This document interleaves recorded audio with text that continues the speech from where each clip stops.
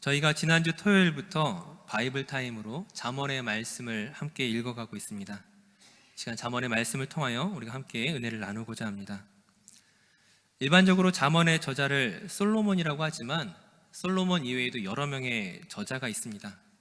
즉 여러 명의 저자에 의해서 그 편집된 작품이라는 점에서 그 일부를 제외하고는 그 일관된 주제의 흐름이 없다고 할 수 있습니다. 즉 대부분의 경우에 각각 독립된 그 단편의 교훈 형식으로 또한 다양한 어조로서 그 메시지를 전달하고 있죠. 하지만 그 중심 메시지에 있어서는 한결같은 것이 한 가지 있습니다. 바로 하나님을 경외하는 것이 참된 지혜라는 사실이죠. 그러므로 여러 가지 그 교훈 속에 그 모든 말마다 어떤 것들이 붙습니까? 그 위로부터 오는 지혜를 구하라, 하나님의 지혜를 구하라고 요청하고 있습니다. 하지만 이 지혜는 세상이 말하는 지혜와는 다른 것입니다. 우리에게 처세술을 가르치는 책이 아니죠. 저와 여러분으로 하여금 어떻게 하면 이득을 보느냐, 어떻게 하면 손해를 보지 않느냐, 이런 것을 목적으로 가르치지 않는다는 것이죠.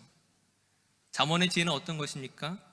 하나님의 뜻을 이해하고 그 악으로부터 자신을 어떻게 보호해야 하는지를 가르침으로써 하나님이 기뻐하시는, 하나님이 인정하시는 복된 삶을 누리라고 우리에게 권면하고 있습니다.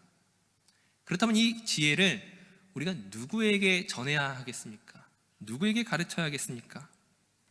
이 잠언의 각 장의 도입부를 보시게 되면은 한 가지 호칭을 가장 많이 볼 수 있는 것이 있습니다. 바로 내 아들아 라는 호칭이죠. 예를 들면 내 아들아 아비의 훈계를 들으라, 내 아들아 나의 법을 잊어버리지 말라, 내 아들아 나의 말을 지키면, 이렇게 표현들을 볼 수가 있습니다. 즉 부모가 자녀에게 주는 그런 교훈의 형식을 띠고 있죠. 그렇다면 그 부모가 이러한 교훈을 어떻게 알고 자녀에게 가르칠 수 있는 것이겠습니까? 우리 잠언 4장 3절과 4절 말씀을 한번 같이 읽어보도록 하겠습니다. 우리 자막에 있는 잠언 4장 3절 4절 말씀을 함께 읽겠습니다. 나도 내 아버지에게 아들이었으며 내 어머니 보기에 유약한 외아들이었노라. 아버지가 내게 가르쳐 이르기를 내 말을 네 마음에 두라, 내 명령을 지키라, 그리하면 살리라. 아멘. 나도 아버지의 아들이었으며 그 나의 아버지가 나에게 가르쳐준 교훈이라는 것이죠. 그리고 이제 그 교훈을 다시금 나의 아들에게, 나의 자녀에게 가르치는 이유가 무엇이겠습니까?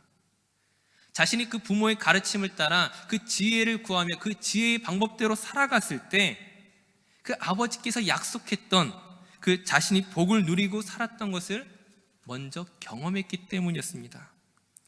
즉 만약 그 약속이 나의 삶에서 이루어지지 않았다면 그것을 자신이 가장 사랑하는 자녀에게 가르칠 수가 없는 것이죠. 부모가 자녀에게 줄 수 있는 가장 좋은 인생의 교훈으로서 지금 주고 있는 것입니다. 즉 이 교훈은 믿을 만한 것이고 신뢰할 만한 것이고 확실한 것이고 아버지가 자녀에게 줄 수 있는 최고의 선물이라는 그 믿음이 있을 때 이 교훈을 줄 수 있는 것입니다. 그렇다면 이런 것이 쌓이면서 무엇이 만들어지겠습니까?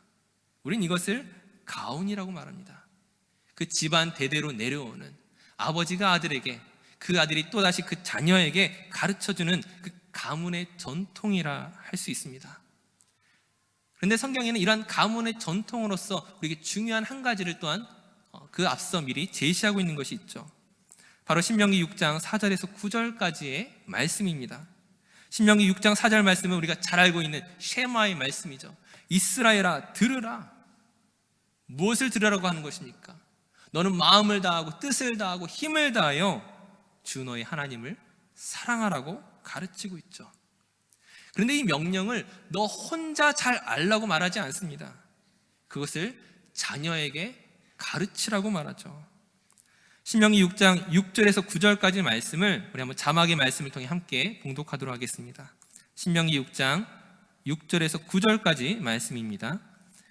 오늘 내가 내게 명하는 이 말씀을 너는 마음에 새기고 내 자녀에게 부지런히 가르치며 집에 앉았을 때에든지 길을 갈 때에든지 누워 있을 때에든지 일어날 때에든지 이 말씀을 강론할 것이며 너는 또 그것을 내 손목에 메어 기호를 삼으며 내 미간에 붙여 표로 삼고 또 내 집 문설주와 바깥문에 기록할지니라. 아멘.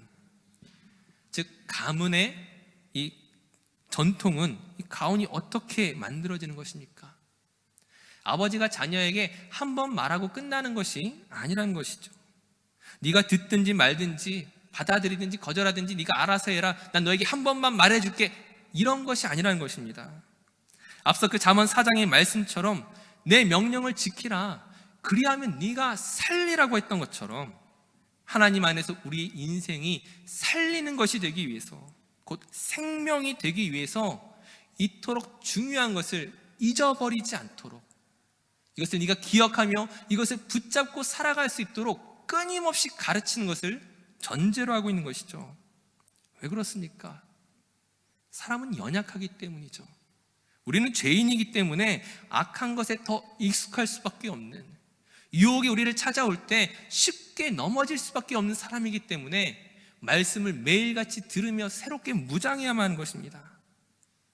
놔두면 알아서 잘 크겠지가 아니라 말씀으로 끊임없이 양육해야 된다는 것이죠.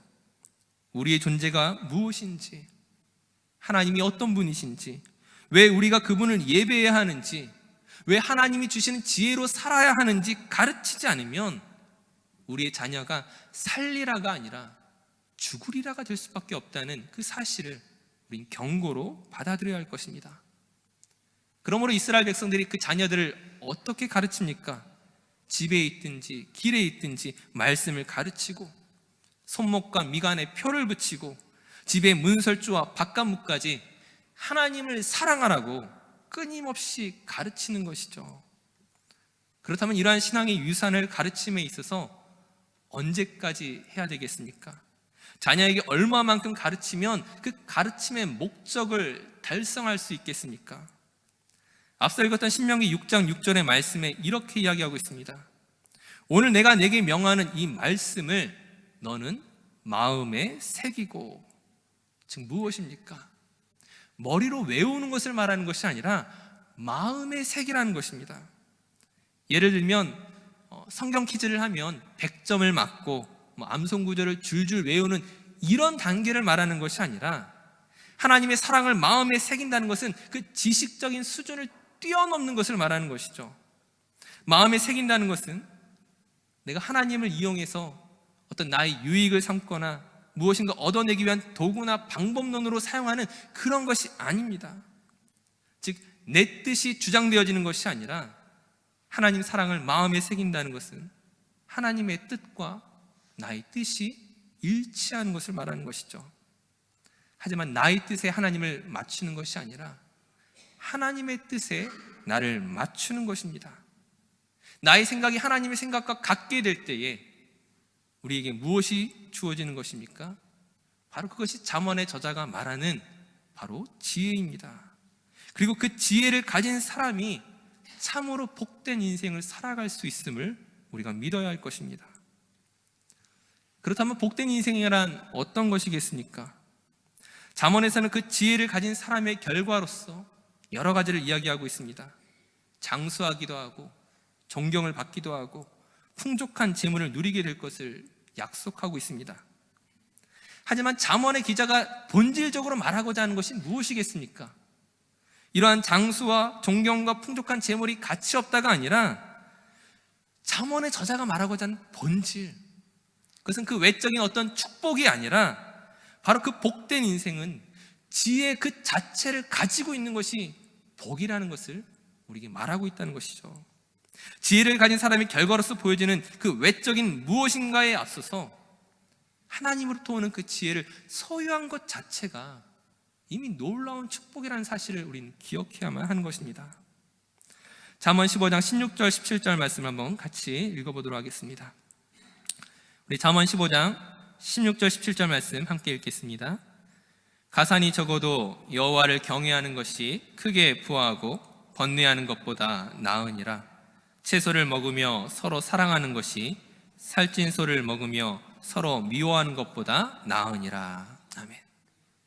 가산이 많은 것, 살찐 소를 먹는 것, 즉 물질의 풍성함을 말하고 있습니다. 아마 세상 사람들이 가장 원하는 것이 있다면 바로 이런 물질의 풍성함이겠죠. 하지만 잠언이 곳곳에서 우리에게 가르쳐주고 있는 것은 무엇입니까? 그 지혜가 없는 사람에게는 그 모든 것이 있을지라도, 그 물질의 풍성함이 있을지라도, 장수할지라도 어떻게 된다고 말합니까? 번뇌하고 서로 미워하는 것, 곧 마음의 평안을 결코 누릴 수 없음을 이야기하고 있습니다. 그 이유가 무엇입니까?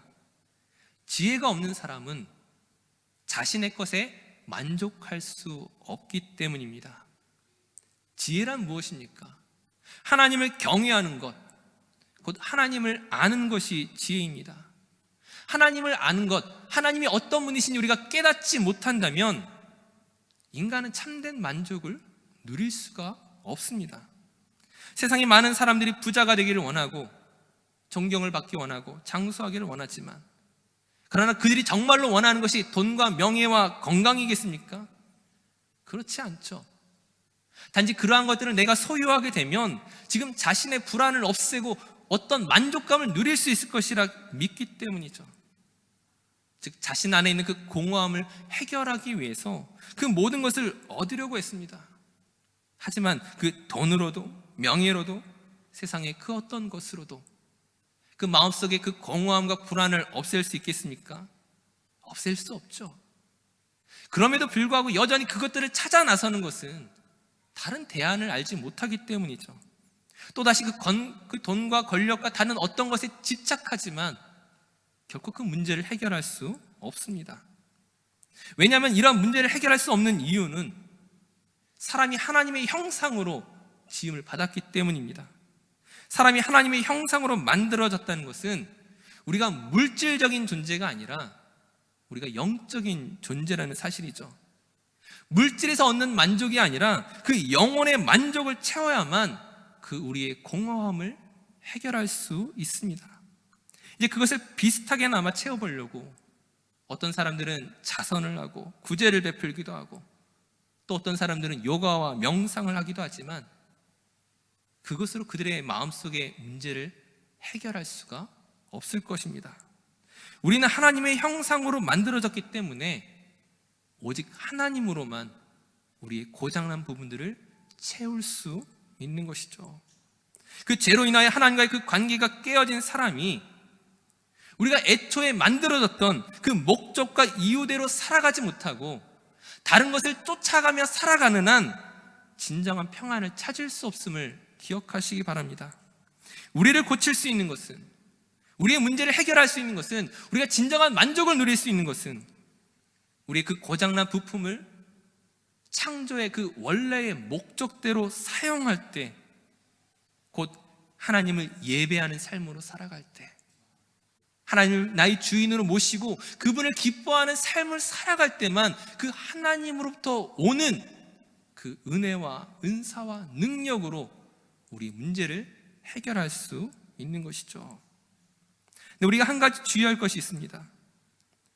앞서 지혜를 가진 사람의 그 결과로서 보여지는 그 외적인 축복이 아니라 그 지혜 그 자체를 우리가 주목해야 한다고 말씀드렸던 것처럼 하나님을 예배하는 삶, 하나님을 기뻐하는 삶이 우리의 신앙 행위로 제한돼서는 안 된다는 것이죠. 곧 예배와 기도와 헌금과 구제와 봉사와 같은 것으로 제한돼서는 안 되는 것입니다. 이러한 예배의 행위, 이러한 신앙 행위가 문제라는 것이 아니라 이것이 무엇에 의한 결과인지를 우리가 기억해야 된다는 것이죠. 즉 이러한 신앙 행위의 본질이 어디에 있습니까? 그 중심이 무엇입니까? 우리가 계속해서 말씀을 드리는 잠언의 그 주제였던 하나님을 경외하는 마음입니다. 즉 하나님을 경외하는 것으로 예배하고, 하나님을 경외하는 것으로 기도하고, 하나님을 경외하는 것으로 구제하고 봉사하고 헌신할 때, 그 우리의 마음의 중심이 하나님께 닿을 때 그 외적인 신앙 행위가 진정한 가치를 발휘할 수 있다는 것이죠. 우리가 이러한 본질을 잊어버린 채 하나님을 마음으로 사랑하고 그 하나님 사랑 우리 마음에 새기는 것들을 잊어버린 채 단지 형식적인 예배에 머물러 있다면 우리 마음속의 그 공허함과 문제를 온전히 해결할 수가 없는 것입니다. 오늘 본문 잠언 16장 2절 말씀에 이렇게 이야기하고 있습니다. 사람의 행위가 자기 보기에는 모두 깨끗하여도 여호와는 심령을 감찰하시느니라. 하나님이 어떤 분이십니까? 심령을 감찰하시는 분, 저와 여러분의 중심을 보시는 분입니다. 그 하나님 사랑을 우리의 마음에 새기고 마음 다한 예배와 삶으로 하나님께 나아오기를 기다리고 계시다는 것이죠. 그렇게 우리의 모든 일들을 주께 의탁하며 나아갈 때 우리가 무엇을 경험할 수 있겠습니까? 우리 잠언 16장 3절 말씀, 우리 그 뒤에 말씀을 한번 같이 읽도록 하겠습니다. 잠언 16장 3절 말씀입니다. 너의 행사를 여호와께 맡기라. 그리하면 네가 경영하는 것이 이루어지리라. 아멘. 영어 성경은 보다 직접적으로 표현하고 있습니다. 내가 무엇을 하든지 나의 계획이 성공할 것이라고 말하고 있죠. 왜 그렇습니까? 이것은 나만의 계획과 소원이 아니라 앞서 말씀드렸던 것처럼 하나님의 뜻에 나의 뜻이 일치할 때, 나의 모든 생각과 계획을 하나님 앞에 모두 맡길 때 바로 거기에서 참된 만족을 누릴 수 있는 것이죠. 우리가 하나님을 사랑해야 하고 그 하나님의 뜻과 인도하심 속에 우리의 생각과 걸음을 맡겨야만 합니다.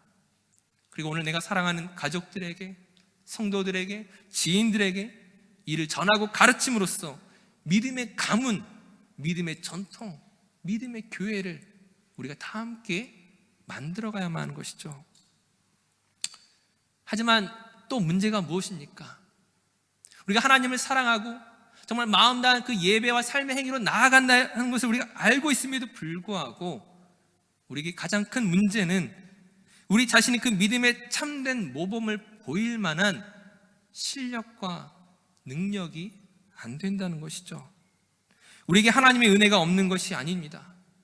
저와 여러분이 하나님의 사랑을 경험하였고 그분의 은혜로 수많은 도움을 얻었고 그리고 우리에게 믿음이 있습니다. 그럼에도 불구하고 우리의 자녀들 앞에서 우리가 정말 참된 믿음의 삶을, 그 모범을 보이고 있느냐고 묻는다면 아마 당당하게 설 수 있는 사람이 과연 얼마나 있겠습니까? 내가 목사이고 장로이고 집사이지만, 나에게 은사와 능력이 있지만, 믿음이 있지만, 그럼에도 불구하고 부끄러움을 고백할 수밖에 없는 바로 그런 우리의 모습을 우리 자신이 가장 잘 알고 있습니다. 하나님을 믿으면서도 물질을 쫓아가고 세상의 유익을 바라고 성공을 기대하고 기도하고 헌신하기보다는 그 세상의 재미와 즐거움에 더 익숙한 자신을 우리가 너무나 잘 알고 있기 때문이죠. 이런 우리 자신의 모습을 보면서 과연 나의 자녀가 나를 보고 나의 교훈을 듣고 나의 가르침을 듣고 과연 온전하게 세워질 수 있을까? 과연 믿음을 배울 수 있을까? 자신할 수 있는 사람이 없습니다.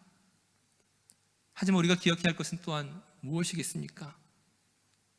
저와 여러분이 하는 것이 아니라는 것이죠. 나의 가르침과 교훈과 열심으로 이것들을 전할 수 있는 것이 아닙니다.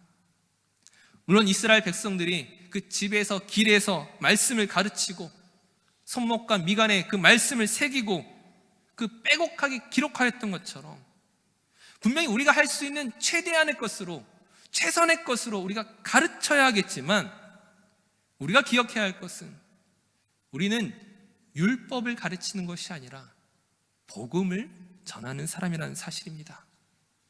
복음이란 무엇입니까?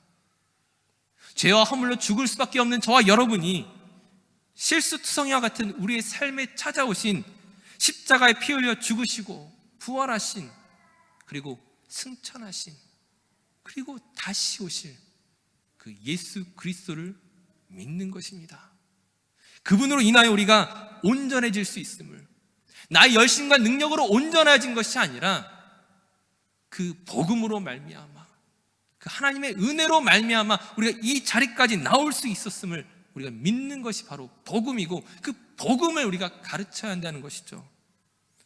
오늘도 여전히 우리를 그 변화와 능력의 삶으로 바꾸어 가시는 성령님, 그 성령님으로 인하여 오늘도 우리가 지금 변화해가는 것처럼 우리의 자녀들이, 우리의 이웃과 성도가 믿음의 삶으로 변화해갈 수 있도록 하나님이 끊임없이 일하고 계시다는 것입니다.